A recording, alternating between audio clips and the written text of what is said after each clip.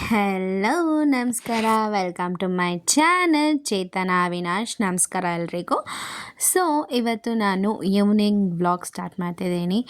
ನಾನು ನನ್ನ ಹಸ್ಬೆಂಡು ಹೊರಗಡೆ ಹೋಗಿದ್ವಿ. ಸುಮ್ಮನೆ ಸ್ವಲ್ಪ ಮೂಡ್ ಆಫ್ ಆಗಿತ್ತು. ಮೂಡ್ ಆಫ್ ಅನ್ನೋದಕ್ಕಿಂತ ಅದರ ಮೂಡ್ ಆಫ್ ಎಲ್ಲ ಏನೂ ಇಲ್ಲ. ಯೂಶ್ವಲಿ ವರ್ಕ್ ಮುಗಿಸ್ಕೊಂಡು ಬಂದಮೇಲೆ ಮನೇಲಿರೋಕ್ಕೆ ಒಂಥರ ಸ್ವಲ್ಪ ಬೇಜಾರಾಗುತ್ತೆ. ಸೊ ಹಾಗಾಗಿ ಸ್ವಲ್ಪ ಹೊರಗಡೆ ಹೋಗೋಣ ಅಂತ ಅಂದರು. ಓಕೆ, ನನಗೆ ಕರೆದಿದ್ದ ತಕ್ಷಣ ನೋ ಅನ್ನೋಕ್ಕಾಗಲ್ಲ. ನಾನು ಬರ್ತೀನಿ ಅಂತ ಅಂದ್ಕೊಂಡು ಬಂದೆ. ಅವ್ರಿಗೆ ಸ್ವಲ್ಪ ಶ್ರೀರಾಮ್ಪುರದಲ್ಲಿ ಕೆಲಸ ಇತ್ತು. ಸೊ ಹಾಗಾಗಿ ಅಲ್ಲಿ ಕರ್ಕೊಂಡು ಹೋದರು. ನಂಗೆ ಯಾವಾಗಲೂ ಇಲ್ಲಿ ಬಂದಾಗ ಒಂದೇ ಅನಿಸೋದು, ನಾನು ಯಾವಾಗ ಇಲ್ಲಿ ಅಂದರೆ ನನಗೆ ಬೇಕಾಗಿರೋ ಥರ ನಾನು ಕಸ್ಟಮೈಸ್ ಮಾಡಿಕೊಂಡು ನನ್ನ ಡ್ರೆಸ್ನ ನಾನು ಸ್ಟಿಚ್ ಮಾಡಿಸ್ತೀನಿ ಅಥವಾ ಸ್ಯಾರಿ ತೊಗೊತೀನಿ ಅಂತ ಅನಿಸುತ್ತೆ. ಎಲ್ಲನೂ ಸಿಗುತ್ತೆ ಇಲ್ಲಿ ನಿಮಗೆ, ಎ ಟು ಝೆಡ್ ಎಲ್ಲನೂ ಸಿಗುತ್ತೆ. ವೆರೈಟಿ ಆ್ಯಂಡ್ ದೆನ್ ಅಪ್ಡೇಟ್ ಕೂಡ ಇರುತ್ತೆ. ನಿಮಗೇನು ಇವಾಗ ಟ್ರೆಂಡಿಂಗ್ ಏನಿದೆ ಅದು ಕೂಡ ಅಪ್ಡೇಟ್ ಇರುತ್ತೆ.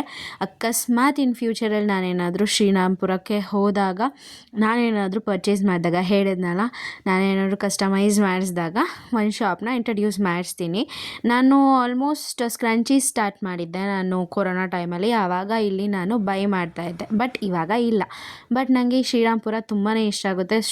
ನಾರ್ಮಲ್ ಶಾಪ್ಸ್ಗಿನ್ನ ಶ್ರೀರಾಮ್ಪುರ ತುಂಬಾ ಇಷ್ಟ ಆಗುತ್ತೆ. ವೆರೈಟೀಸ್ ಆಫ್ ಕಲೆಕ್ಷನ್ ಇರುತ್ತೆ ಅನ್ನೋ ಕಾರಣಕ್ಕೆ.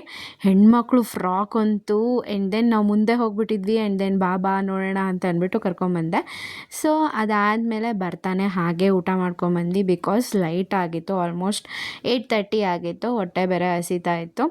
ಮಧ್ಯಾಹ್ನ ಕೂಡ ಸ್ವಲ್ಪನೇ ತಿಂದಿದ್ದೆ. ಸೊ ಹಾಗಾಗಿ ಊಟ ಮಾಡ್ಕೊಂಡು ಬಂದ್ವಿ. ಸೊ ಬಿರಿಯಾನಿ, ಯೂಶ್ವಲಿ ವೆಜ್ನ ಪ್ರಿಫರ್ ಮಾಡಲ್ಲ ನಾವಿಬ್ಬರು, ಅದಕ್ಕೆ ನಾನ್ ವೆಜ್ನ ತಿನ್ಕೊಂಡು ಬಂದ್ವಿ.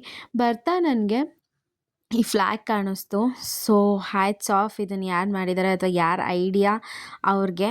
ಬಿಕಾಸ್ ತುಂಬಾ ಒಂಥರ ಪ್ರೌಡ್ ಫೀಲ್ ಅನಿಸುತ್ತೆ. ಈ ಫ್ಲ್ಯಾಗ್ ಯಾವಾಗ್ಲೂ ಹೀಗೆ ಹಾರಾಡ್ತಾ 365 ಡೇಸ್ ಕೂಡ ಹೀಗೆ ಹಾರಾಡ್ತಾ ಇದ್ದರೆ. ಸೊ ಇದೇ ಇವತ್ತಿನ ವ್ಲಾಗ್.